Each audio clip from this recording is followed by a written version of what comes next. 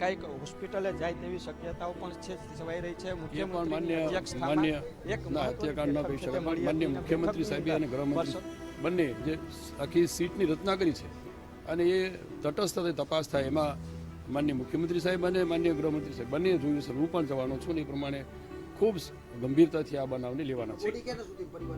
જે રીતે DNA ટેસ્ટના રિપોર્ટ આવતા એ પ્રમાણે સોંપાશે. છેલ્લો સવાલ એ છે કે હાલમાં જે ઘટના બની છે તેને લઈને જે કસૂરવાર અધિકારીઓ છે જે દોઢ વર્ષથી વધારે સમયથી આ ગેમ ઝોન ચાલતો હતો, કોઈ પરવાનગી નહોતી, તો એવા જો આ તમામ પાસાઓને ધ્યાનમાં રાખીને આની તપાસ થાય એ માટે માન્ય મુખ્યમંત્રી સાહેબે અને માન્ય ગૃહમંત્રી સાહેબે સૂચના આપી છે. અધિકારીઓ સહિતના જે એમાં દોષિત થશે જે દોષિત થશે.